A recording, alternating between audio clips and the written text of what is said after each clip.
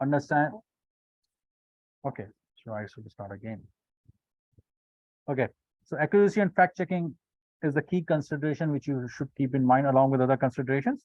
So you need to understand no matter how much viewership you want, how much important the viewership is, it shouldn't be more important than the facts you are reporting. You have to verify your facts. For science related topics, you should have access to the experts.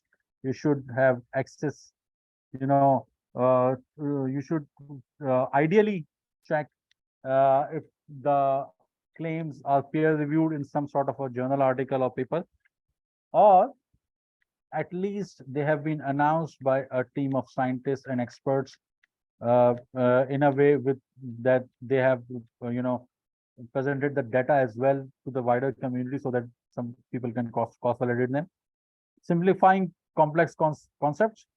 So you need to understand that not all the readers are going to be science students. Not all of your readers are going to be scientists. In fact, most scientists may not read the outreach material. So it will be non people from the backgrounds which are not which is not science. They are not specialists of science, specialists working in some research areas. Or if they are working in some research area, yeah, the news maybe they are reading isn't related to their directly related to their field, but they may would like to broaden their horizon. So as a science communicator, you have to simplify topics for a wider audience as well. And again, you can take feedback from students or take feedback from some of the people who don't have science background to see how much they can understand your writing. Context and balance, provide proper context, including limitations, implications of research, these things like these. So it shouldn't be like speculative. It shouldn't be too much supporting. You shouldn't look like market as product something, marketing a product. There are going to be many solutions for, let's say, climate change problem, but you shouldn't, as a journalist, you should objectively analyze, understand the limitations. For example, some solution is there, but it's too costly. So is it going to help the wider community or not?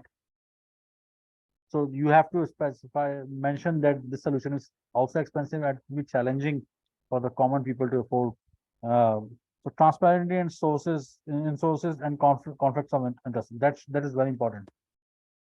So if some climate study is sponsored by a petroleum company, and they are concluding that petroleum isn't creating a problem, creating some environmental problems or not, so you have to be skeptical. You have to look into it. And if you are affiliated with some uh, and if you are part of some organization which can affect your neutrality, so you have to declare it as part of it. Ethical reporting, adhere to ethical standards, respecting privacy, avoiding plagiarism. These are the standard things. And another thing is you have to respecting privacy is very important nowadays. People just take mic into other people's home. Like I have seen news reporting where they just go into the funerals and start talking to relatives without getting their consent, without considering that they may be in a bad place at that time. They may not be interested in talking at all. So you have to be ethical with your methods, how you're obtaining data. So next.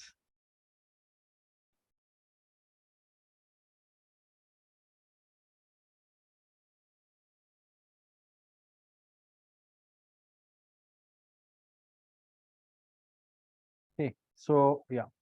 So again, the whole point of the previous slide was to, you need to differentiate between masala journalism, clickbait journalism, and science journalism. In fact, masala journalism, clickbait journalism shouldn't be there for any topic, for economics, finance, or for any, even for, I say, if you are discussing celebrities, avoid fake news, avoid masala. That's really bad. And unfortunately, it's very common. I don't know whether Pause does it or not. Truly, I avoid So, it. So yeah, I try to avoid it, but it's very common. You are right about it. Uh, Very much in the context of news is focused on clickbaits and just to get the views and compromising the authenticity. You are right about it. Yeah. Empathize. Now we are going to see how design thinking works in science writing and journalism. So empathize in science writing and journalism. The empathize stage involves understanding the target audience, their interests, and their knowledge levels. Their knowledge level is very important. Again, as I say, they are not the readers of science journals. Okay, there are science journals which are peer reviewed. Those are read by scientists or at least graduate level science students. But when you are writing for, let's say, Scientia, or you're writing for science section of Dawn News, then your target audience is not necessarily, in fact, most of your target audience is not a specialist. Audience is composed of like non-specialists. So you have to be mindful of that. It requires empathizing with readers to gain insights into their needs, preferences, and motivations when it comes to science-related content. Empathizing helps science writers and journalists to tailor their communication style and approaches, ensuring that the content resonates with the audience. Okay, next.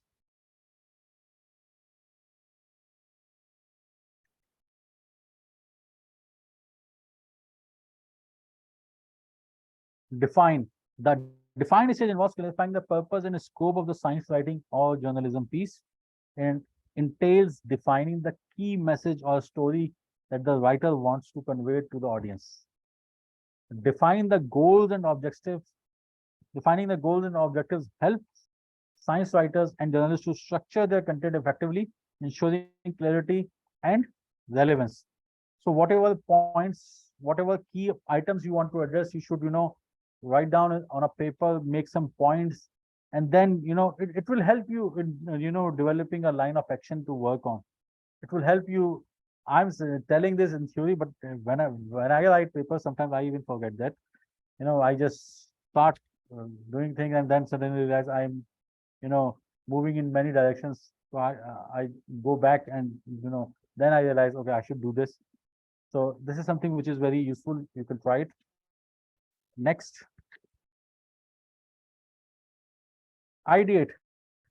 Ideation in science writing journalism involves brainstorming and generating creative ideas for engaging in informative scientific storytelling. This is very important. Again, the things you are doing, I think the exercises you are doing, you must have been doing some brainstorming as well as part of this internship program. So it encourages exploring different angles, perspectives, and storytelling techniques to present scientific concepts in an engaging and accessible manner. One thing you should keep in mind is that no matter how much senior you are, or how many articles you have written, or how much experience you have, you should always be open to new ideas and to learn something new. It doesn't matter if the idea is being given by someone really junior or someone new in the field. Maybe they have a different perspective which will be helpful for you. Ideation helps science writers and journalists to find innovative ways to make complex scientific information understandable and interesting to a wider audience. Next,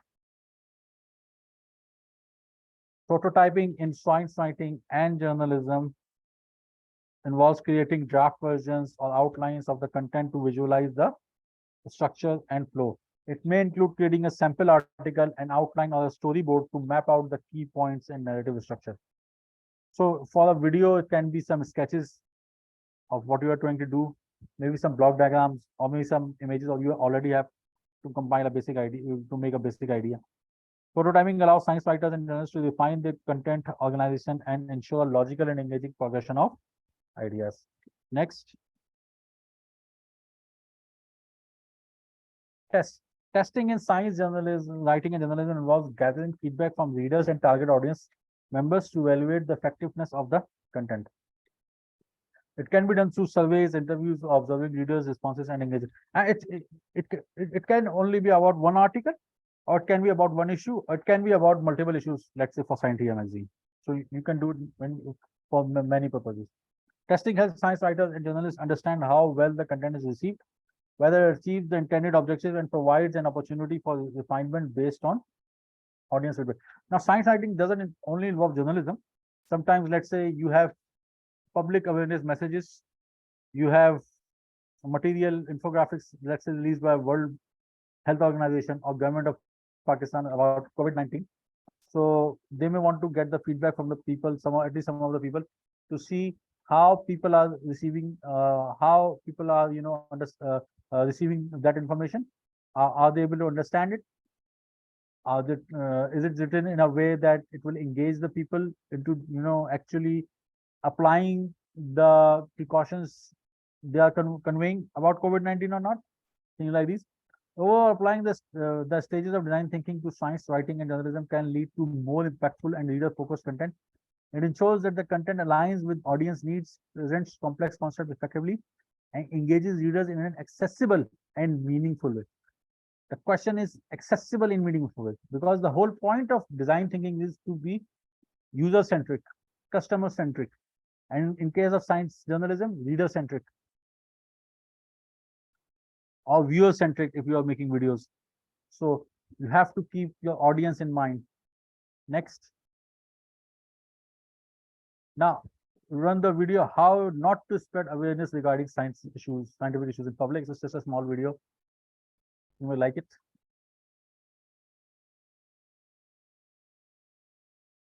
It's a scene from a TV series called Newsroom. May I play? Yeah. I cannot hear. Pause. Yes. I cannot hear the audio from the video. Oh, actually, it's being played on my laptop. Okay, just give it.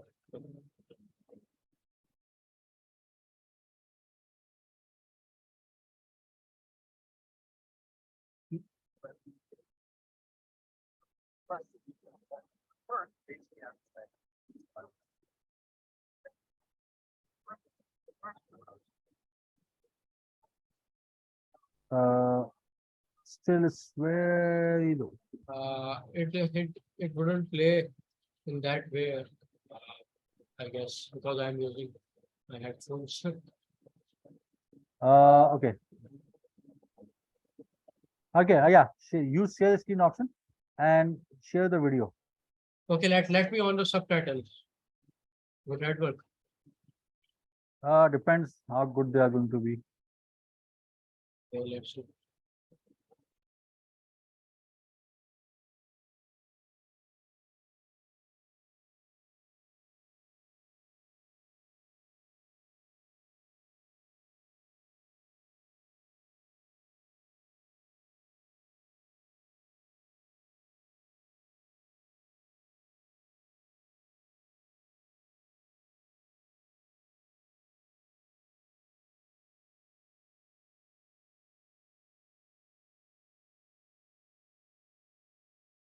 Okay. I suggest Pause has sent the link. You watch it. You should click and watch it on your machines. And Pause, you can later incorporate that video in the recording you will when you will upload it. Okay. Okay, I got it. I got it. So is everyone going to watch it? Okay. Will there be any specific exercise regarding to this one? So we may watch now, or can we watch This is later? about how not to communicate. Okay. So it will be good. if Okay, you okay. watch it. Okay, I guess we can take a few And minutes. you can- yeah, and you can play it here as well. Okay, yes. Okay. We can take a few minutes, we all can. So then we can discuss the video.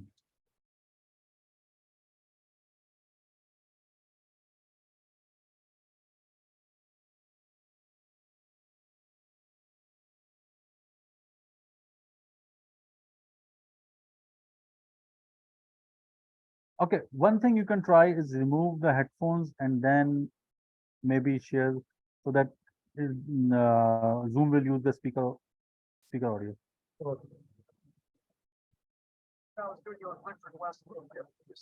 Yeah. Much clearer now.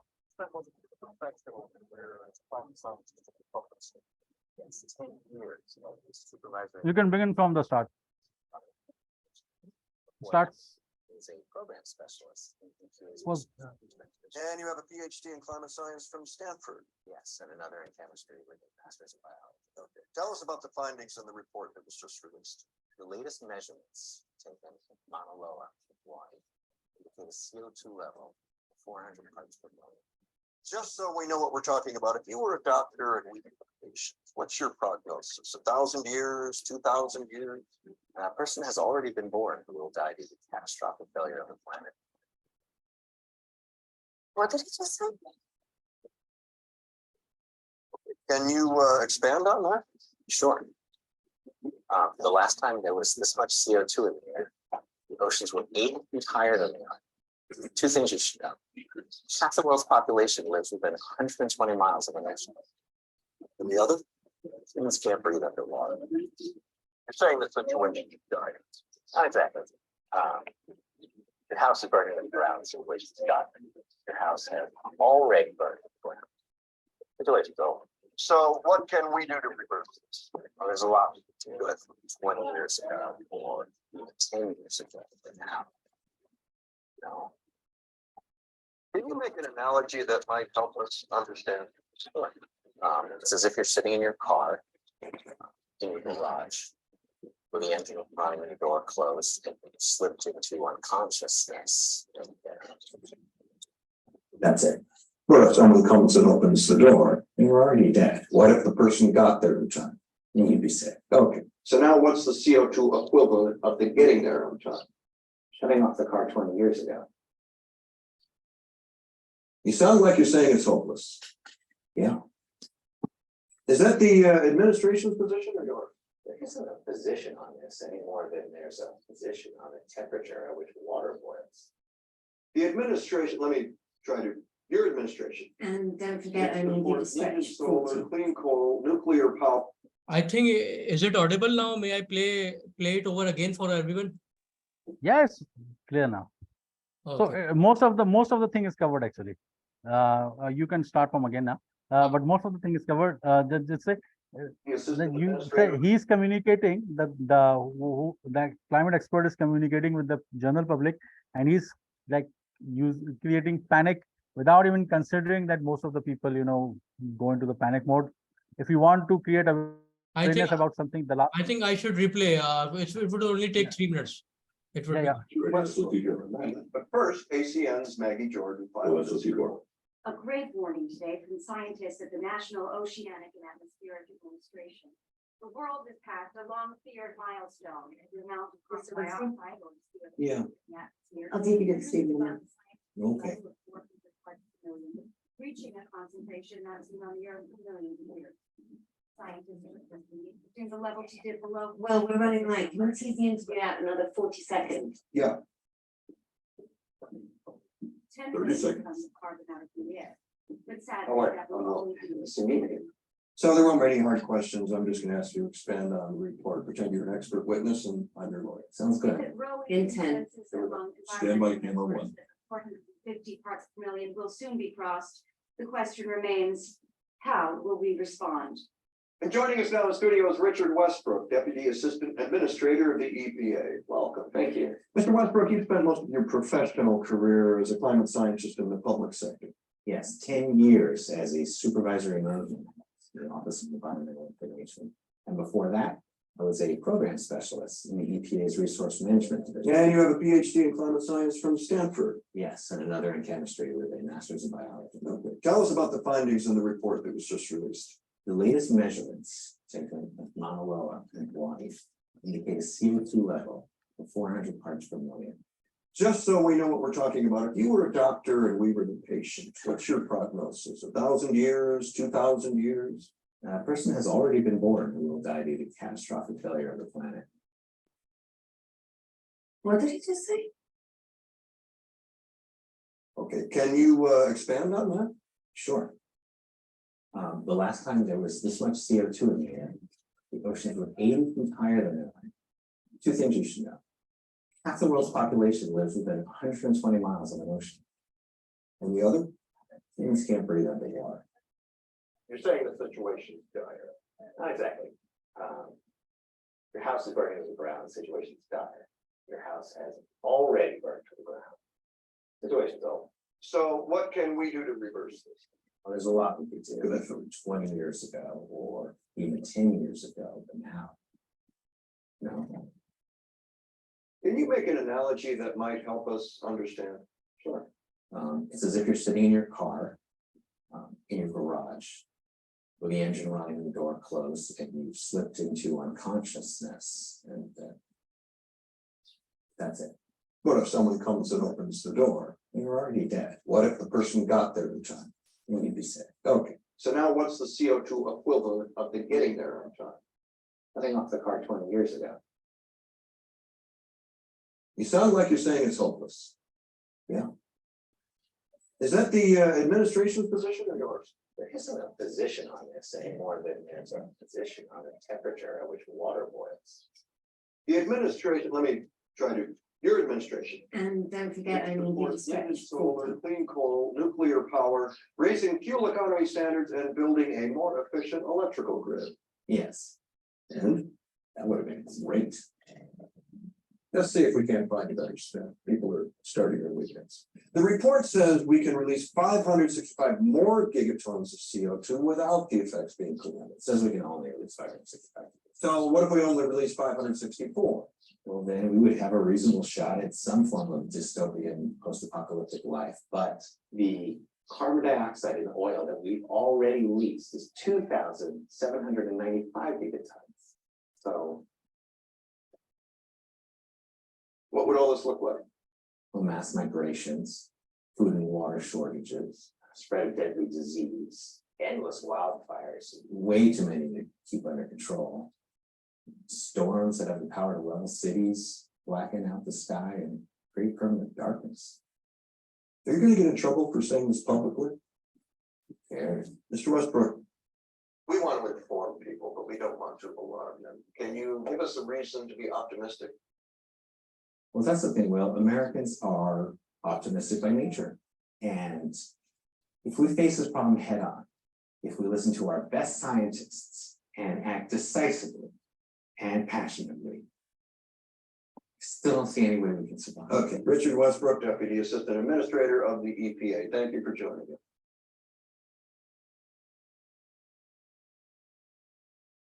So yeah, come back to the slide. So the idea is, when you are addressing to public, you need to be careful. Like you shouldn't go for alarming or speculative way. Like and while you're selecting an expert on the subject, instead of relying on the view of just one expert who may have some extreme views, you should at least consult 2-3 experts. For even science report, like for regular reporting, at least 2 sources are required. So for in this case, they brought in some expert who created, panic about an important issue like climate change. If you want people to do something about solving a problem, you don't say the problem isn't going to be solved now.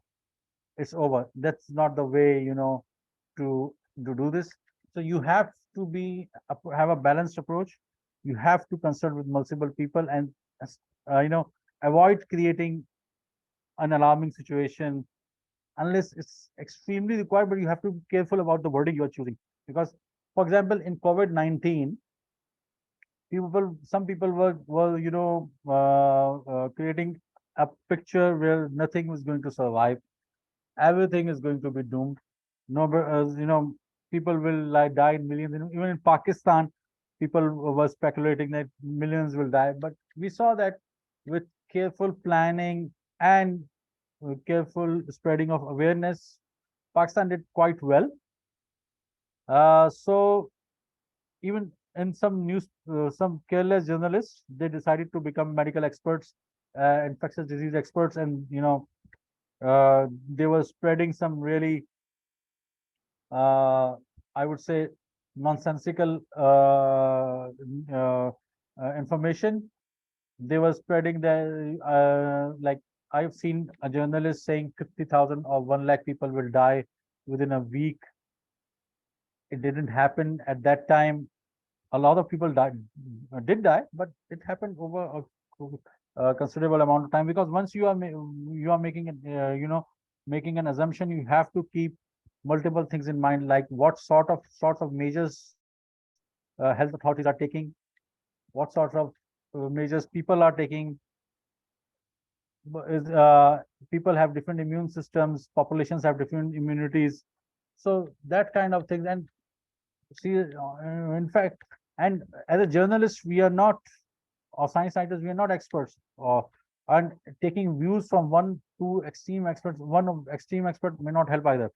So you have to take multiple views and see what their source of information is and how they are analyzing things. So you have to be careful. And it will be good if you can report some of their assumptions as well based on what they are assuming. So that is something you have to keep in mind. Next. So there's an example about COVID-19 and how morphological analysis may help. If you are making something, news item or something related to, COVID-19 science, if you are planning some science communication project for that. So you have now, in my previous example for e-commerce, I told you that the first row was the labels. Now here, the first, in my previous example, I told that the leftmost column, I thought I said row at that time. The leftmost column was the label. Here, the top row are the labels. So you write target audience. Target audience, you can have general public, healthcare professionals, policymakers, educators. You can have, and you can talk about have communication medium. You can have multiple mediums. You can select any one from them. Like if you want to write a news article or infographics or social media post, or want to make a video about it. Content focus, you want to transmit the information, or you want people to take actually actions like apply preventive measures. Or you want people to go for vaccination, or if you want to reduce the mental health impact on the people, you for like some uh, self-help kind of thing, or avoiding panic or stuff like that. Tone and style, would you like to have something informative, empathetic, authoritative, engaging, avoid speculative and alarming unless it's extremely required. Visualization, would you like to do data visualization, illustrations, interactive graphics, or photographs? Narrative structure, news reporting, or personal stories, Q&A format, case studies. So it depends what type of communication you want to do. You can select appropriate options. You can add your own multiple options as well.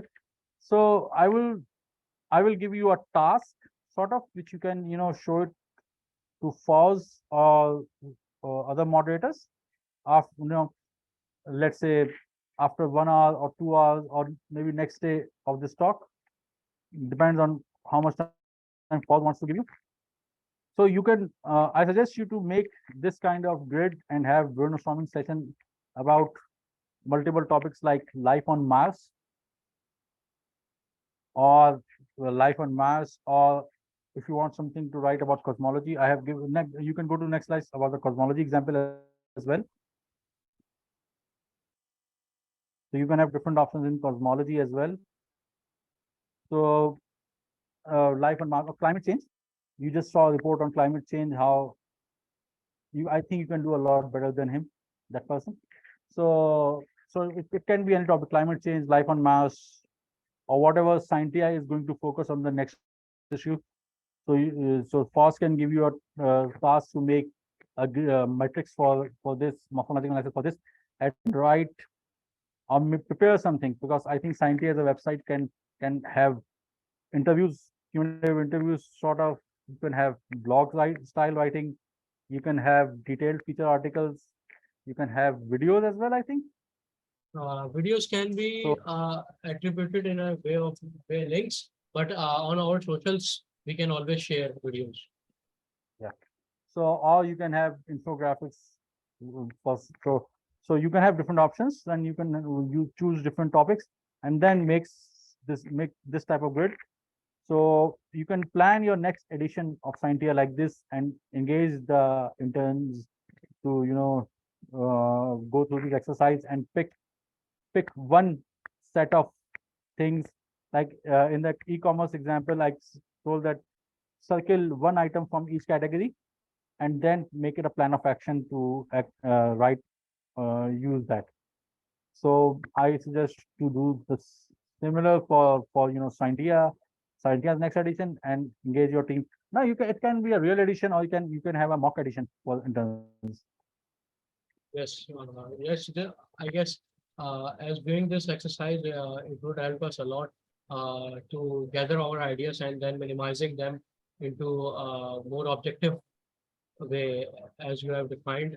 And I was also not aware of this model, but a morphological analysis model, it would help in design thinking for writers as well. As we can see that when we are defining for our team, as you have pointed out, that the target audience, topic focus, narrative, visualization, and all the things are covered mostly. Okay, so this first go back to the e-commerce example I gave earlier. Okay. Here it is. Yeah, I will re-explain it, and through editing you can exclude some of the parts I discussed and replace it with this. So in the we look at an example of creative problem solving by morphological analysis using an e-commerce product development. So in the rows you have like sub functions. So you have the leftmost column assigned for the labels, which is like you can have the first row tells what that item is. So the sub functions are client interface, server, products, payment options, and target market. Then you have means in the rest of the columns. So for client interface, you have web-based, smart client, web plus desktop mix, mobile, IoT smartwatch, phone-based. Let's say you want to pick a mobile application interface. On server side, you have local premises, third-party cloud, mixed mode, or you can have other options as well. Let's say you pick up mixed mode. And products, you can have groceries, medicine, clothing, food, personal hygiene. Let's say you pick a food for the e-commerce product. You want to have Food Panda-like application. Payment options can be cash on delivery, credit card, debit cards, crypto, mobile payments. Let's say you pick crypto. And target market can be children, old people, young adults, middle age. So let's say you pick young adults, and then once you have a simplified set of features, you have created a path for yourself. Then you start developing your product, a prototype, and you can then test it in the market and then further improve and expand upon it.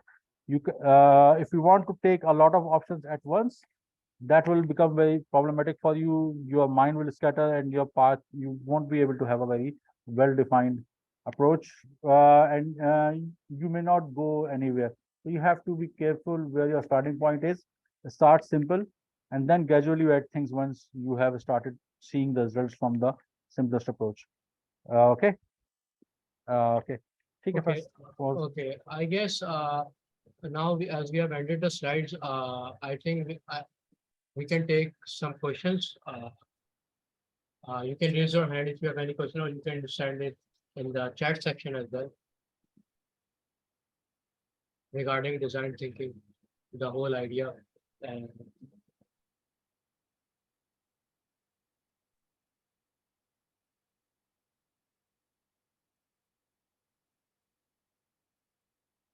okay, yes. So we have okay, one more. We have one question. During Noman asked, sir, you can say in the chat. Noman asked, during empathize phase, how to identify a statement problem. Okay. So the idea is to understand the target audience or the customer's pain areas. So you go, the best thing is to ask them. Ask them first ask them in a like a in a simple way, and then you gradually structure your questions because many times even your customer or you don't know what they actually need. So you have to, help them in identifying their own pain areas. So there is no one way to upbring, as we discussed earlier. There are many ways you can have. For product like Scientia, you can have surveys. You can ask, let's say before starting Scientia, you may have asked many people whether you need a science magazine in English in Pakistan or not, and what are the problems they are facing with the existing science communication mediums in Pakistan. So you want to address those areas, you want to fix those problems. And let's say in problem of like writing on some specific topic, you may want to discuss with people about what they want to know about something, what they want to understand about something, and then you start focusing on that. Okay, sir. We have to rejoin. There are two more questions. We have to rejoin, then we can take that. Okay, the meeting is about to end.